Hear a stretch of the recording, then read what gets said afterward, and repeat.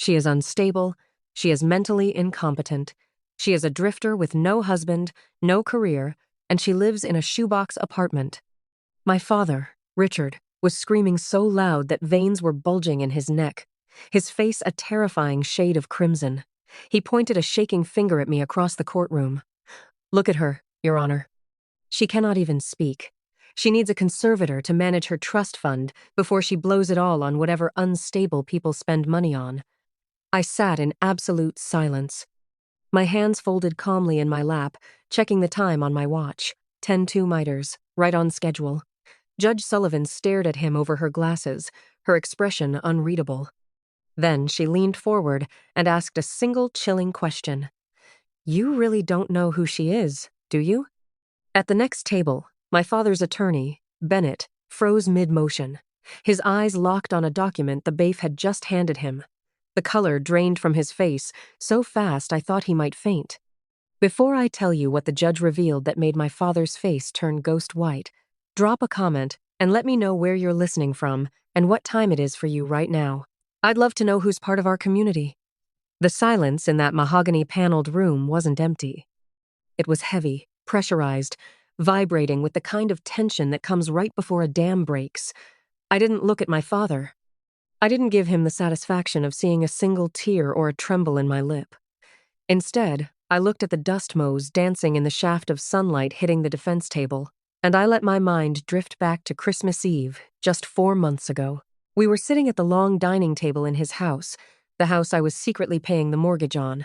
Richard had laughed, actually laughed, when I handed him my new business card. He tossed it onto the tablecloth like it was a used napkin. "A consultant?" he'd sneered, swirling his expensive scotch. "Is that what we're calling unemployed these days, Ela? It's a cute little hobby, sweetheart. But let's be real. You're playing pretend." I remembered the heat rising in my cheeks that night, the familiar sting of being the disappointment, the failure, the invisible daughter. But sitting here in court, that memory didn't hurt. It felt like fuel, because while he was mocking my cute little hobby between bites of roast beef, he didn't know that my hobby had just secured a $15 million federal contract to audit a corrupt pharmaceutical supply chain. He saw a drifter. I saw the CEO of Vanguard Holdings, a forensic accounting firm that specializes in hunting down money that doesn't want to be found. And right now, the money I was hunting was his. "She is catatonic," Richard shouted, pulling me back to the present. "Look at her. She hasn't said a word. She's obviously medicated or having some kind of episode. I demand full conservatorship." Immediately, I adjusted my cuff, feeling the cool metal of my watch against my wrist. Let him scream. Let him paint me as the fragile, broken little girl who couldn't keep a husband or a steady address. It was part of the plan. If I defended myself now, if I argued back, I'd just be the rebellious daughter fighting her dad. But silence. Silence made him look unhinged. Silence let him dig his grave so deep he'd never climb out. He attacked my living situation next. "She lives in some rundown rental downtown. She refuses to let family visit because she's ashamed of how she lives. It's probably a squalor." I suppressed a smile. He was talking about the Meridian. He was right about one thing. I didn't let him visit, but he was wrong about the rest. I didn't live in a rundown rental. I lived in the penthouse. And more importantly, I didn't just rent there. I owned the building. In fact, I owned the building he was renting his office space in. I evicted 3 tenants last month for late payments. And my father, the great legal mind, the titan of industry, didn't even realize his landlord's signature on the eviction warnings was mine. Bennett, his lawyer, was sweating now. He was frantically tapping on his tablet, scrolling through the document the bailiff had handed him. I knew exactly what he was reading. It was a summary of assets, not my grandmother's assets. Mine. I wasn't here to fight for an inheritance. I didn't need my grandmother's money. I made more in a quarter than my father had made in his entire career. I was here because he had tried to take my freedom. He had tried to use the legal system, the very system I dedicated my life to mastering, to erase me. And now he was about to find out that the unstable drifter he'd bullied for 29 years was actually the shark swimming in the deep end of his pool. I looked up, meeting Judge Sullivan's eyes. She gave me the smallest nod. It was time. The trap was set. Now we just had to let him walk right into it. Judge Sullivan was flipping through the pages of the financial dossier Bennett had provided, the rhythmic swish-snap of the paper, the only sound cutting through my father's heavy breathing. Richard was still posturing, adjusting his tie, looking at the gallery as if he were a gladiator who had just slain a beast. He didn't realize the beast was actually the bank, and the bank was sitting 5 feet away from him, wearing a navy blazer and a look of absolute boredom. I closed my eyes for a second, not to hide, but to remember. I needed to recall exactly why I was doing this. I needed to remember the day the ledger opened. 2 years ago, Richard's firm was bleeding out. I knew because I'd hacked his accounts, not that it required much hacking. His password was Richard1, the number 1, because he truly believed he was the center of the universe. He was 3 months behind on payroll and drowning in high-interest loans. He needed a lifeline. A normal father would have asked his family for help. A humble man would have downsized. Richard did either. Instead, he tried to have me committed. It was a Tuesday. I remembered the date because it was the same day I'd closed a massive audit for a tech giant. 2 officers had shown up at my door with a 5,150 involuntary psychiatric hold order. My father had forged a statement from a doctor, a friend from his golf club claiming I was a danger to myself, that I was delusional, that I was burning through my inheritance on imaginary businesses. He wanted to lock me away for 72 hours so he could file an emergency motion to take control of my trust fund. He didn't want to save me. He wanted to liquidate me, to pay his office rent. The officers had left after 5 minutes. One look at my clean apartment, my calm demeanor, and the federal badges of the agents I was on a conference call with was enough to prove the report was malicious. I didn't press charges then. That would have been too quick, too merciful. Instead, I decided to become the solution to his problem and the architect of his nightmare. I created Vanguard Holdings the next morning, a shell company with a vague name and a registered agent in Delaware. Through Vanguard, I approached his bank. I offered to buy out his toxic debt. The bank was thrilled to offload a failing client. I bought his loans, his credit lines, everything. Then, I injected a fresh $650,000 into his firm under the guise of a private equity angel investor. Richard didn't ask questions. He didn't vet Vanguard. He just saw 6 figures land in his account and assumed the world had finally recognized his genius. And what did he do with the money I gave him? Did he pay his staff? Did he upgrade his outdated legal software? No. He bought a vintage Porsche 911 inches slate gray. I remembered watching him pull up to Thanksgiving dinner in that car, revving the engine, boasting about his record-breaking quarter. He sat at the head of the table, carving the turkey, and looked right at me. "Maybe if you applied yourself, Ela," he'd said, wine staining his teeth, "you wouldn't be such a financial burden on the family legacy. It's embarrassing, really. At your age, needing handouts?" I had smiled and eaten my potatoes. I was driving a 5-year-old sedan. He was driving a car paid for by the burden sitting to his left.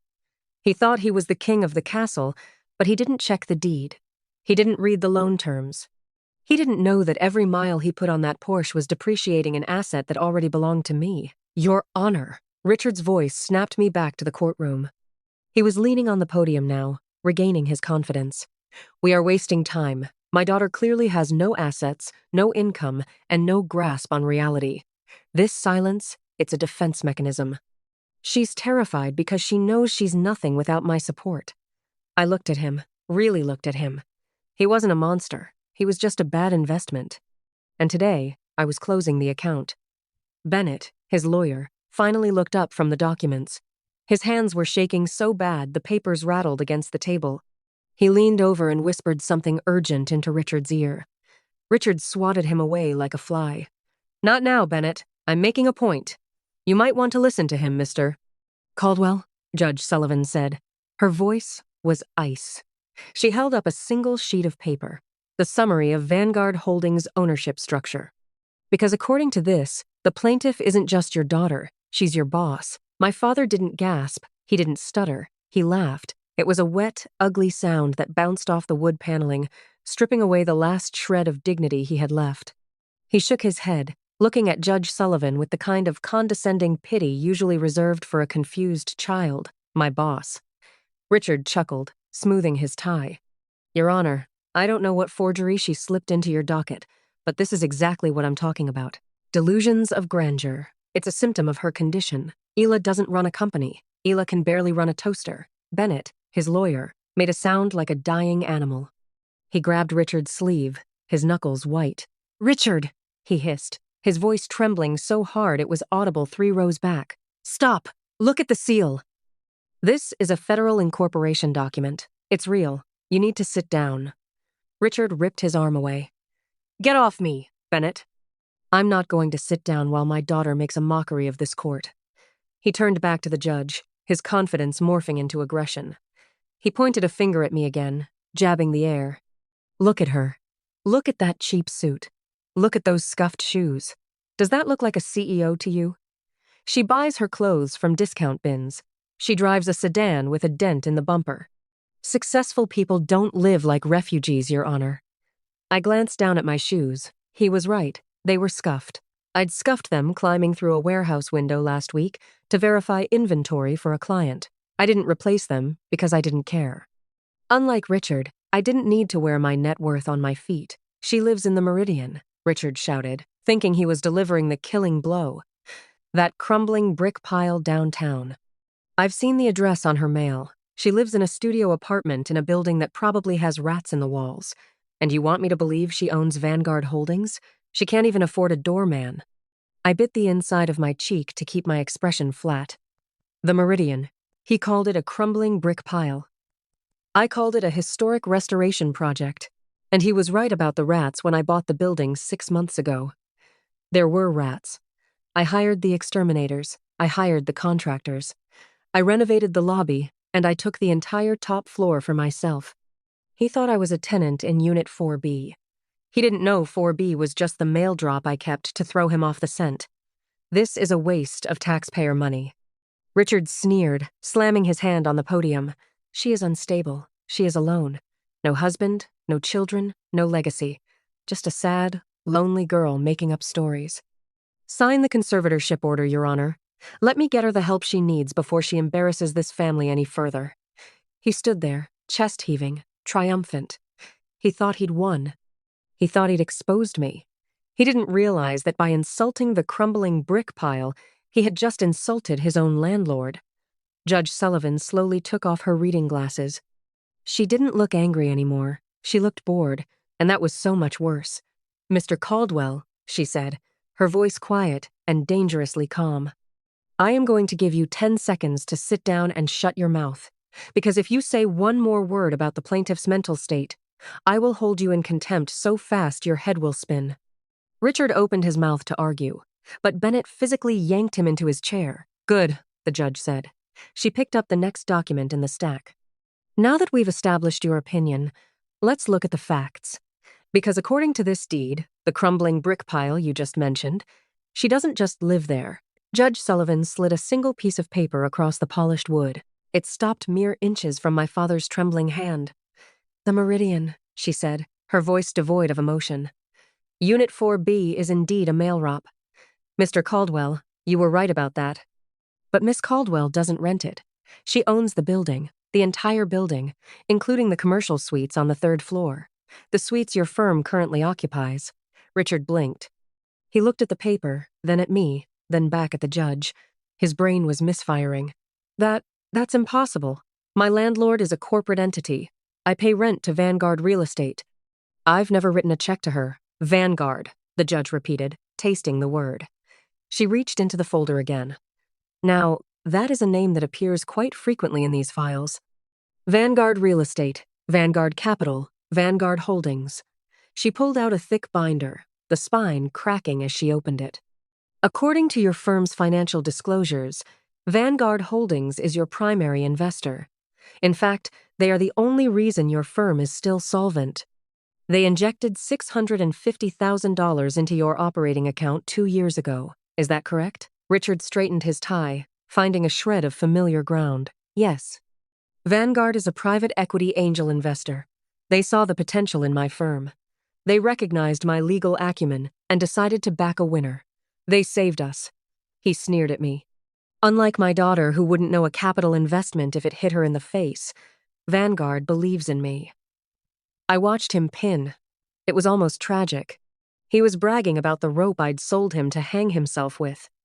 Vanguard believes in you, the judge echoed. She turned the binder around so he could see the incorporation documents on the first page. That is fascinating, Mr. Caldwell.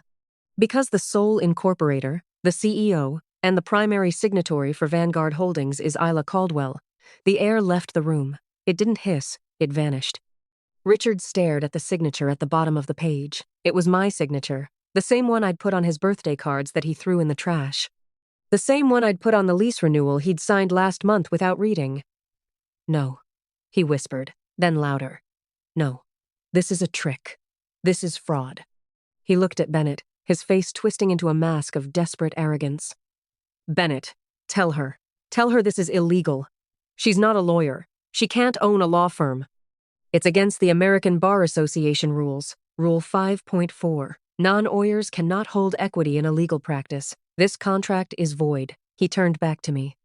A manic grin spreading across his face. He thought he had me. He thought he'd found the loophole. You stupid girl, he laughed, pointing a shaking finger at my chest. You tried to play big shot, but you didn't do your homework. You can't own my firm. It's illegal. You just admitted to a regulatory violation in open court. I'll have you disbarred or whatever they do to fake accountants. He looked at the judge triumphant. Dismiss this, Your Honor. She's not my boss. She's a fraud who broke the law to pretend she was important. I didn't move. I didn't flinch. I just leaned forward, resting my elbows on the table. And finally, for the first time that morning, I spoke. You're right, Richard, I said softly. I can't own your firm. I stood up. But you didn't read the contract, did you? I walked around the defense table, my heels clicking on the hardwood floor with a deliberate, steady rhythm. Bennett shrank back in his chair as I approached, clutching his briefcase like a shield. But Richard didn't retreat. He puffed out his chest, still clinging to his delusion that a technicality would save him. I didn't buy equity in your firm, Richard, I said, my voice cutting through the stale air of the courtroom. I know Rule 5.4. I memorized the ABA model rules before I even incorporated Vanguard. I stopped right in front of him. Close enough to smell the stale scotch on his breath from the night before. Close enough to see the sweat beading on his upper lip. I didn't invest in you, I said, cold and clear. I bought your debt. I motioned to the judge who nodded and handed me the thick file of loan agreements. I tossed it onto the table in front of him. It landed with a heavy thud. 2 years ago, you were drowning. I continued, pacing slowly. 3 banks had rejected your loan applications. You were payroll insolvent.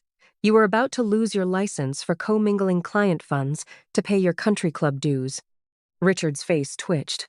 That was temporary, a cash flow issue. It wasn't equity, I said evenly. It was insolvency. Vanguard bought your loan, your credit line, and the lien on your equipment. Then we extended you $650,000 on a senior secured basis. Bennett flinched. He understood. I'm not your partner, Richard. I'm your senior secured creditor. I don't own your firm. I own the collateral. Every chair, every laptop, every client file belongs to me if you default. I pointed to the clause, paragraph 12, section B, default on character. Insulting your guarantor in a recorded hearing triggers immediate acceleration. You called me incompetent and a fraud on the record. You defaulted. I checked my watch. The loan is due now. Richard's face drained. I don't have that money. I know. You've got 12 grand in the bank and a maxed out card. I turned to the judge. Your Honor, I'm calling the loan. I request an enforcement order to seize assets. Bennett rose. Hail. If you take the equipment, the firm dies. I accept your resignation, I said flatly. Richard finally exploded, accusing me of betrayal and plotting a takeover. Then, desperate, he grabbed his phone. I planned for this, he shouted. Server, fail, safe. I'm filing Chapter 7 right now. A progress bar appeared. Liquidation automatic stay. You get nothing. The firm is dead. He leaned back. Triumphant checkmate. Bankruptcy protects companies. I said quietly, pulling out one last sheet. Not guarantors. Richard blinked. You signed a personal guarantee, paragraph 4, section C, cross-collateralization. If the business goes bankrupt, the debt transfers to your personal estate, Silence. You didn't bankrupt the firm. I said you bankrupted yourself. I now have claims on your house, the cottage, the Porsche, your pension, even your golf membership. Judge Sullivan brought her gavel down immediately, hearing dismissed with prejudice. Asset seizure granted. Mr. Caldwell, 24 hours to vacate your residence. Commercial eviction is immediate. Bennett packed up and fled without a word. Richard froze, small and stunned, staring at the shell of his legacy. I walked out without looking back. My victory felt like relief, not triumph. That night, I watched the locksmith drill out the lock on the office door. The Caldwell & Associates nameplate dropped into a cardboard box. The liquidation team would handle the rest. I wouldn't profit, and I didn't care. The $650,000 wasn't an investment. It was the price of my freedom. At home, I deleted Dad from my phone. Not blocked, deleted, just numbers now. I stood by the window, breathing in the silence that had always felt impossible. Sometimes, you don't have to destroy a toxic family.